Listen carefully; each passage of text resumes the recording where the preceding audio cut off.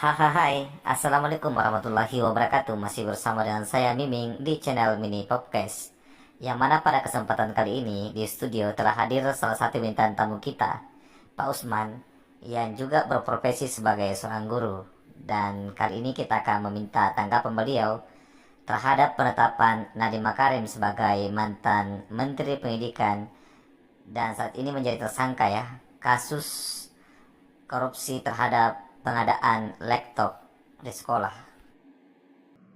Sebelumnya terima kasih Ibu Iming, dan jujur saja saya rasa ini menjadi berita yang begitu sangat membahagiakan ya. Karena sejatinya berita ini sudah lama dinanti-nanti.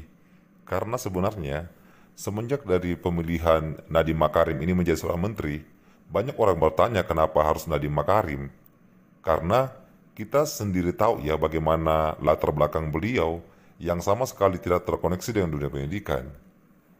Yang saya baca, profil beliau ini adalah salah satu pendiri eh, online shop, yaitu Salora kalau tidak salah. Kemudian beliau juga ini kan COE-nya Gojek ya, yang sangat tidak relevan dengan dunia pendidikan. Dan sebenarnya justru saya pribadi itu bertanya-tanya kenapa beliau tiba-tiba jadi menteri pendidikan. Ini salah satu hal yang wajib dipertanyakan sebenarnya kepada pemerintah. Tapi Pak Usman, kita kan tidak bisa menilai orang hanya dengan melihat latar belakangnya saja. Mungkin beliau ini kan memiliki skill lain yang tentu saja dilihat oleh presiden saat itu yaitu Presiden Jokowi sehingga memutuskan untuk memilih beliau menjadi seorang menteri pendidikan. Karena saya rasa tidak mungkin seorang presiden memilih beliau itu kalau tidak ada pertimbangan. Apalagi pendidikan ini kan hal yang sangat urgent dan vital dalam pembangunan bangsa dan negara kita ke depannya. Saya rasa ini bukan berbicara tentang kita meremehkan kemampuan seseorang ya, tapi rasanya sangat ironis sekali seolah-olah bahwa di negara kita ini sudah kekurangan orang-orang pintar yang berasal dari dunia pendidikan itu sendiri. Bukankah alangkah bagusnya jika misalnya seorang menteri pendidikan itu adalah orang-orang yang benar-benar memiliki background di pendidikan itu supaya dia bisa paham apa masalah pendidikan kita sebenarnya di lapangan, sehingga bisa membuat program yang memang lebih menyentuh. Apa salahnya mengambil seorang menteri yang berlatar belakang dari guru, atau misalnya dari dosen, atau dari profesor?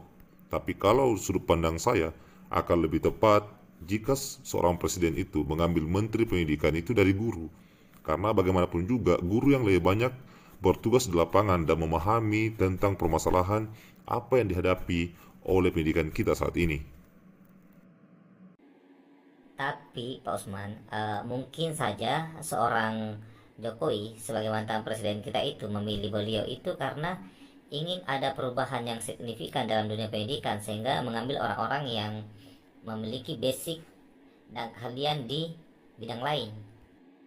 Itu pasti Ibu Imin, tidak mungkin seorang menteri dipilih tanpa pertimbangan, tetapi faktanya kita juga tidak bisa memungkiri bahwa yang lebih paham tentang pendidikan itu ya guru, karena mereka selama ini yang ada di lapangan, mereka yang melaksanakan itu di lapangan, sehingga pasti mereka lebih tahu apa permasalahan sebenarnya yang terjadi, kenapa pendidikan kita ini tidak cenderung maju-maju.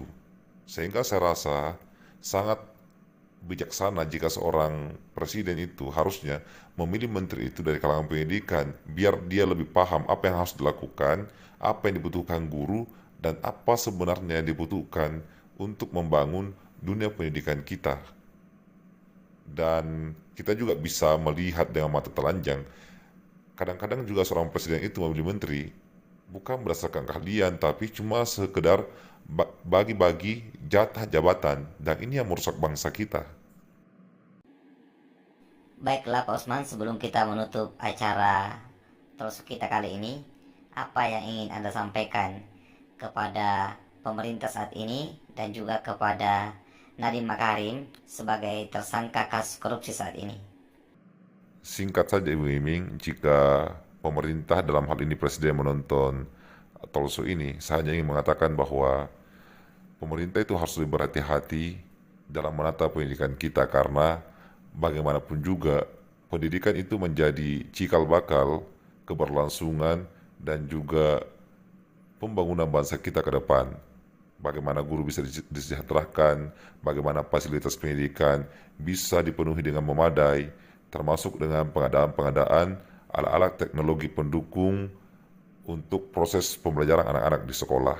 Dan untuk Pak Nadiem Makarim, saya berharap Anda bisa lebih sportif dan juga mengikuti persidangan dengan baik. Saran saya, jika Anda sudah keluar, fokus saja pada pengembangan bisnis online Anda dan juga Gojek. Saya rasa itu lebih cocok untuk bidang Anda. Baiklah pemirsa di rumah, penonton setia mini podcast, itulah tadi hasil perbincangan kita dengan Bapak Usman, salah satu guru ya yang bertugas di sekolah saat ini. Dan terima kasih telah menonton channel ini. Saya ucapkan Assalamualaikum warahmatullahi wabarakatuh. Dan jika merasa bahwa channel ini merupakan channel yang edukatif, kalian bisa tombol subscribe dan juga lonceng pemberitahuannya ya, agar ketika kita mengupload lagi talk berikutnya, Anda bisa mendapatkan notifikasinya. Terima kasih.